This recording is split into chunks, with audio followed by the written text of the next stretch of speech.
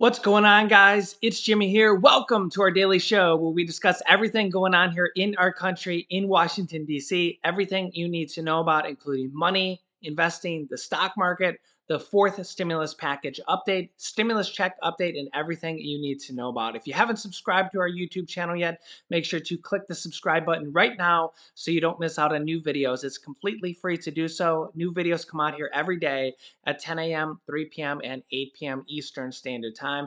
And also, thank you so much for hitting the like button for us down below. We got some breaking new information. The new inflation number came out, and annual inflation is the highest it has ever been. Well, the highest it's been since 1982, 7.5%. Check this out. And here's what this means going forward, including rate hikes, interest rate hikes. January read on CPI, 223,000 on initial jobless claims, a bit lower than expected. Still, the 188,000 from early December is the post-COVID low. Not only that, it goes back into the late 1960s. On continuing claims, about as expected, 1,621,000. Of course, the best we've seen was at the end of December at 1,555,000. So sequentially, both of those are a bit lower. No revisions yet. Here we go. CPI, headline number up 0.6%, up 0.6%. That equals our last look. The high water mark on that was up 0.9 several times, October of last year being the most recent. If you strip out food and energy, it was up 0.6 as well. Both these are hotter than expected. And on the core side, up 0.9, the high water mark from April. So these were supposed to moderate. They did not moderate. Now for the biggies, 7.5 on year-over-year headline, 6% on year-over-year core. Let's go to the whiteboard. So 7.5%, and that is, of course, on headline. You have to go to 1982 to find a higher number. And, of course, when we look at 5.5 on core, well, 5.5, December of 21 was 5.5. So therefore, we are equaling what we have seen last, but no, it came in at 6%. So now we have to go down on the whiteboard to August of 82. So those are your numbers on the year over year. That's what everybody's most concerned about. We were supposed to see some alleviated pressure on the monthly read. We could frame it quite simply. 1/3 of CPI is housing, it's rent, home equivalent rent. And we all know that it's very unlikely these rents, which have been surging, are going to be going down anytime soon. We know labor costs probably aren't going to be going down anytime soon, even though they are far from, at least at this point, competing with the actual rate of inflation. It's lagging. So even though wages are up close to 5%, they're not keeping up with inflation, but they're also most likely not going to go down. Joe, these are the issues that we need to pay attention to. There's going to be plenty of other aspects of CPI that I would think will moderate over time. It's just that time frame is much longer than anybody had anticipated about 6 to 8 months ago. Well, stay tuned because we're going to talk to Paulson, who points out a lot of things about industrial commodities already perhaps peaking. And it almost sounds like he's saying transitory, but we'll talk to him in a second. First, though, we have today's edition of Lease Mania with our Steve Leisman, and the Lease Maniacs are gathered, Steve.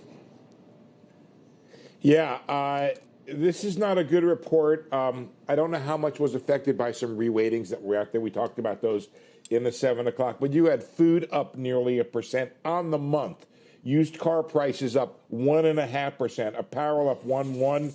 And I can't even read my writing there. Oh, airline fares up 2.3%. Owner's equivalent rent, Rick is right, up 0.4%. And there may be worse to come. So I did not expect much alleviation here. I thought maybe there could be some help at all from some of the Omicron-related sectors, but it doesn't appear as if they helped either. So we have high inflation, Joe, and I think this keeps the Fed in its appointed rounds of raising rates.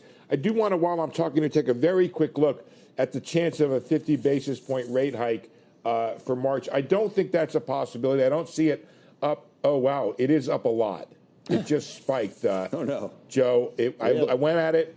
It was 30% probability going in. This is according to Refinitiv. It is now the odds-on mark here, my friend. I don't know if Rick can see the same thing. I know he does the math there. I have a 54% chance of a 50. I don't think that's what the Fed does, having listened to them. I think they hold back 50 for later if things get worse. But I'm just telling you, the market now has shifted, and we'll see if that comes down. This could be just an initial reaction. And I didn't see what happened to the 2-year. I'm sorry, I know you got somebody else to bring in, but I would love to hear from Rick. Zoom in. 2 years up to 145. Zoom, 145, yeah. Up to 198. And you're absolutely correct on better than 50% of a 50. And I'll tell you what. Okay. If anybody on the Federal Reserve Board is listening, please avoid guidance on 50 and then do 50. Okay? We need to get ahead of this. Okay? You're putting the markets through death of 1,000 cuts. It's time, in my opinion, even though I have to admit the S&P 500 up 7 out of 9 sessions is rather impressive, but get on with it. And I especially think that when we look towards Europe, Europe made this big pivot. They made their pivot for a reason. And also, did you see what the Bank of Japan announced, Steve? They're going to be doing some more yield curve control another yield curve operation. Yields are zooming. Yeah, so annual inflation reaches 7.5% now, year over year, the highest rate since February of 1982. And for reference, I was born on February 23rd, 1981. That's right, I'll be 41 years old here in just a few days. So that's how long ago this was. Yeah, so inflation is just red hot here, and of course, who does that affect the most? People with low income, people on fixed income. That's who this affects the most, and those people are hurting the most.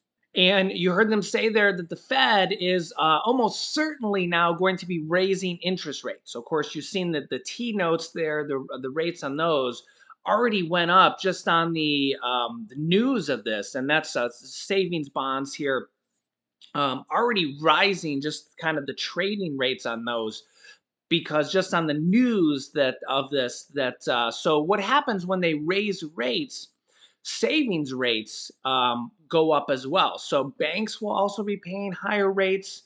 So it's kind of a double-edged sword, right? So savings rates will go up, but interest rates on pretty much everything else will go up as well. So if you have money in savings, if you have money at a bank savings, they're paying next to nothing. But years ago, I remember there was a time when money market accounts were paying at 5%. Like if you had money at a Vanguard money market account, which is kind of like a bank account, but it's called a money market account, was actually paying 5%. Those were the good old days. But we're almost certainly going to see interest rate hikes this year. The Fed has said potentially 3 of them could be coming now. They were talking there about 0.25% raise to 0.5%, 0.5% for the first one coming potentially in March or April. So we are expected to get 0.25% raise. Could be even higher now, maybe even as high as a 0.5% raise. Coming here for the first one because just how hot inflation is. So the reason they raise interest rates, it's a little bit difficult to understand if you don't follow the stuff. That's why I tried to kind of explain the stuff. It keeps inflation down. So right now the Fed has a kind of a bank-to-bank interest rate that is near zero, and it's kind of cheap money for banks and institutions to get cheap money at, and this is kind of the free flowing money here, and they're going to raise the rates on that a little bit here. But when they raise the rates on that, rates on everything go up here a little bit. Okay, so when they raise that, everything goes up here. Home loans, credit card interest, mortgage loans, car loans, everything like that. It will go up just a little bit, okay, just a little bit. But they're going to have to do this to kind of bring down inflation a little bit as well, to try to kind of keep a handle on everything, okay? So, but this is just kind of exacerbating everything because it's just something that needs to be done. But if you've been watching my channel for a little bit, we actually talked about this before this even happened. because this is somewhat of a normal thing. Inflation happens when you come out of recessionary periods. When you come out of recession, when you're in a recession, inflation is very low, near zero, sometimes at zero, or even deflation. Okay, so you actually have deflationary periods where inflation is actually negative sometimes. And normal inflation in the U.S. is around 2%. So right now we're at 7.5%. In December was at 7%. So 5% more than normal. Okay.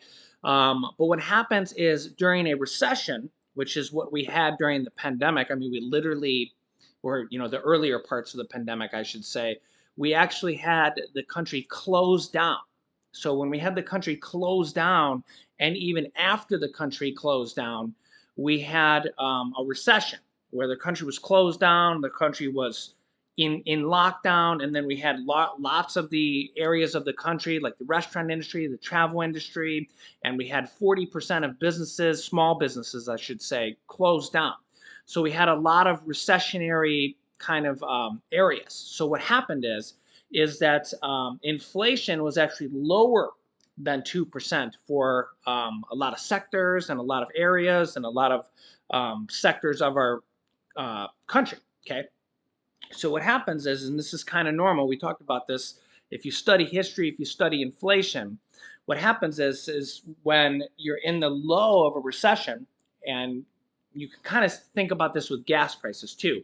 When the country was closed, what happened with gas prices? Gas prices went way down, okay, because of supply and demand. Prices went way down, and then they came back up when the demand went back up, okay?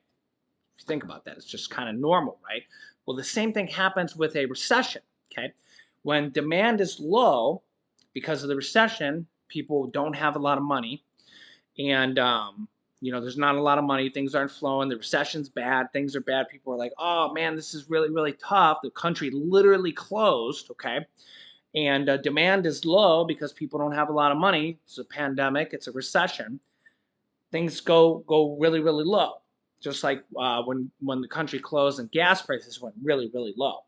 And then as we come out of a recession, which we're trying to do now, the problem is we still have the pandemic, right? So we literally had the Omicron wave, which we're still kind of coming out of now. And then we may have even an Omicron 2.0 wave. We have this literally BA.2 variant is here in the United States, which literally could be a second wave coming. It's already here in the US. We'll have to see what happens with that. It's the same thing with gas, same thing. So picture what happened with gas. It went really, really low, okay? The country shut down. Gas prices went really, really low. And then what happened? They came back, okay? Recessions are the exact same way.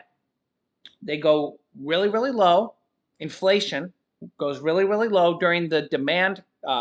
Demand goes down, and then when you come out of the recession, everything goes back up. And that's exactly what we're seeing now. And we've discussed this in the past before this even happened, because this is, you can just literally look this up. This is just, it's history, okay?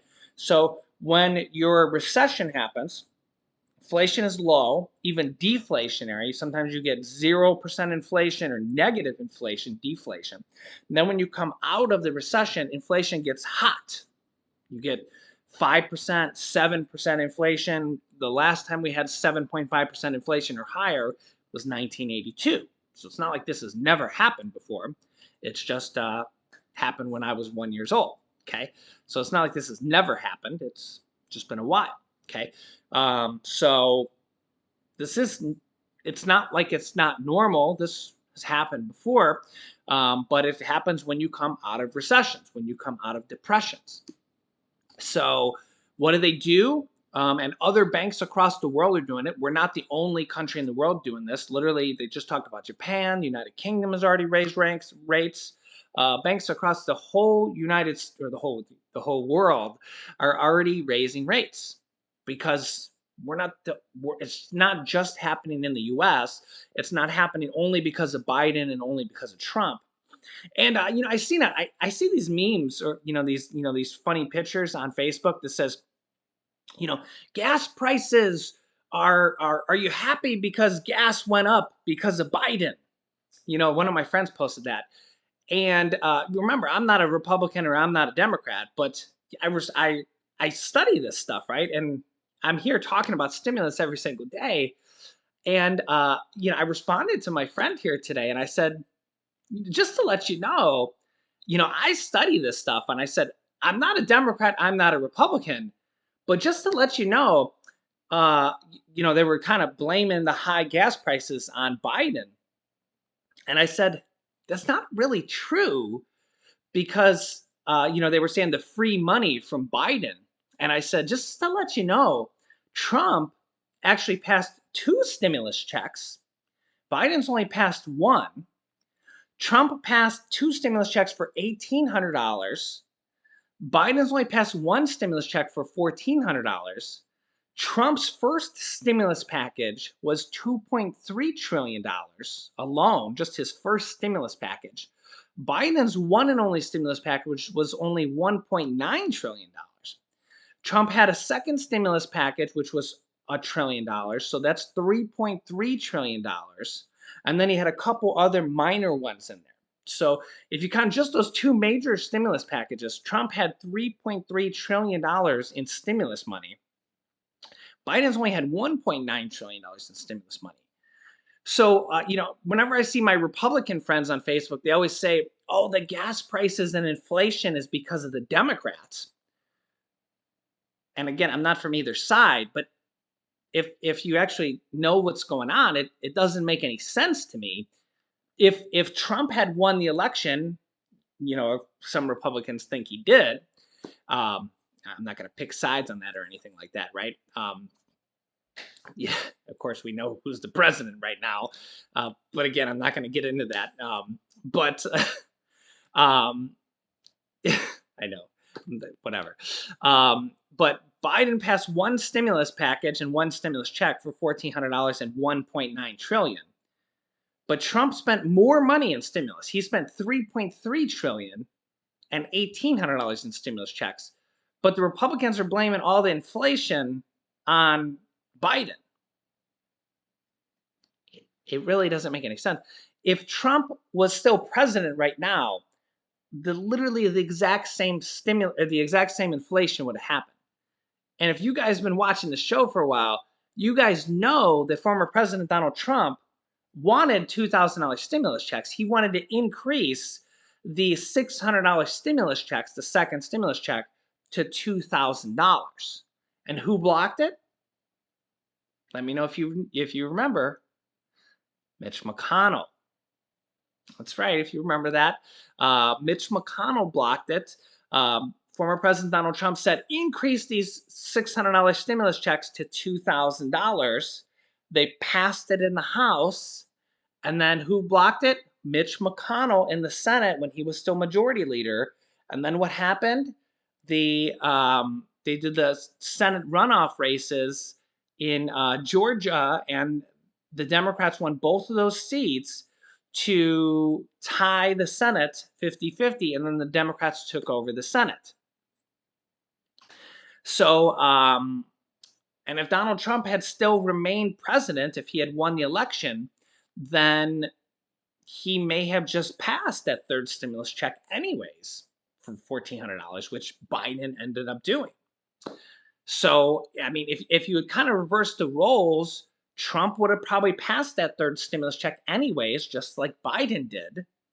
So really, things wouldn't have been any different if you kind of think about things.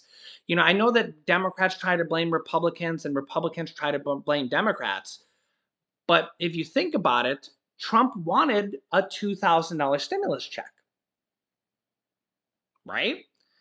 So you can't really be a Republican and blame the inflation on the Democrats when the Republicans spent more money on stimulus than the Democrats. And Trump wanted a $2,000 stimulus check for the third stimulus check, right? I mean, am I missing anything here? I mean, let me know your thoughts in the comments if you're a Republican, because I think I'm pretty accurate on all that stuff. And if Trump was president right now, inflation would pretty much be exactly the same. And let me know if you think any differently. And again, I'm not choosing sides. I'm just trying to look at this rationally. And again, I'm just a student of history. I think things would be almost exactly the same. And that's what happens when you come out of a recession or a depression. So and if you kind of look back here over when we had 2002, that recession, when we had the 2008 recession back then, we have you see inflation do the same thing pretty much over and over and over. You see these 1 year spikes right then and there, and it's just kind of what happens. Now, Treasury Secretary Janet Yellen thinks that by the end of this year, that inflation will go back down to 2.5%. I don't think it's going to happen that fast. In literally half a year, we'll see if it happens that quick. That would be a very, very quick inflationary spike to go back down that quick. You can let me know your thoughts. Now, remember that they also have $800 billion in stimulus money that can go out right now and help all the people that are struggling the most due to this high inflation money. And what's going to happen here is that people are going to say, "Oh, if we send out stimulus money, it'll hurt worse. It'll hurt inflation worse." But this money is already approved. It's already appropriated. It's already been so-called spent. It's already Congress from stimulus package 1, 2, and 3 have already spent it. They've already allocated it. It's already been how do I allocate it and appropriate it is the best word to say there. Okay, they've already approved it. Okay, so it's already been put on the balance sheets. It's already been added to the debt. It's already been added to the inflation. So it's just sitting there waiting to be sent out. Okay, so just because it hasn't been sent out, it's already been added to the debt and the quote quote inflation. So all they need to do is figure out who they're sending it out to. So you might as well send it out to the people who need it the most, the people on low income, fixed income, seniors, retirees, people that are on low income, people that have starving children, people that need it the most right now, right? Because this money has already been approved by Congress. It's from stimulus package 1, 2, and 3 combined. It's $800 billion, and they can take half of it and send out a $1,400 to $2,000 stimulus check, about $400 billion of that, and send out a stimulus check, and they wouldn't even need to add any new money. Okay, so they wouldn't have to say, "Oh, we need to add more money to the pile." They don't need to add any more new money. They just need to take the old stimulus money that's already been approved and is just sitting there. It's $800 billion of old money that's already appropriated. It wouldn't add any new money to debt, and it wouldn't add any new money to inflation because it's already been appropriated and allocated. It's just sitting there. All they need to do is send it out. And this is exactly what I sent out on Twitter here to several different representatives of Congress here and the president. There is $800 billion of stimulus money already approved that is just sitting there. You can easily use half the money to send a fourth stimulus check out to people in need now. This won't add debt or inflation because it's already been appropriated. And I tagged the President of the United States, Vice President Bernie Sanders, AOC, and then I tagged another comment down below with a whole bunch of other representatives here that support a fourth stimulus check. Remember that there is over 80 lawmakers from the House and the Senate in support of a fourth stimulus check and further direct payments to Americans. So there are a lot of representatives from the House and the Senate that are in support of a fourth stimulus check. And I literally sent this out to them on Twitter here as a voice for you guys in our community. And this money's already been approved. It's already been approved. It's already been appropriated. It's already been allocated. All they need to do is probably an executive order to send it out and reappropriate it, or I don't know, maybe do it through a stimulus package or however they want to send it out, right? They just need to send it out. It's already been approved. Congress has already passed it. So, and there's a whole bunch of, you could see right here, over 80 lawmakers support for the direct payments to Americans. So, I'm your voice here for you guys here on YouTube, and sending this out to them on Twitter and giving them the idea that, hey, you can do this. So they don't say that they didn't get the idea, right? I'm sending them the idea so they have this in their brain. They're, oh wow, we didn't think about that. No, I'm thinking about it for them. So call, email, and tweet your representatives. I'll be here every day for you guys here on this channel. Make sure to share this video with everybody you know here on a daily basis. I will be here for you. Make sure to subscribe down below if you haven't yet. New videos come out here every day at 10 a.m., 3 p.m., and 8 p.m. Eastern Standard Time. It's completely free to subscribe. So if you haven't yet, subscribe right now, and so you don't miss out on any new videos. And you can click the bell icon next to the subscribe button to get reminders when we go live with new videos. You can click here to watch my newest video next, or you can click here how some people are getting $2,000 checks. So click on one of those videos next. Thanks, guys, and I will see you in the next video.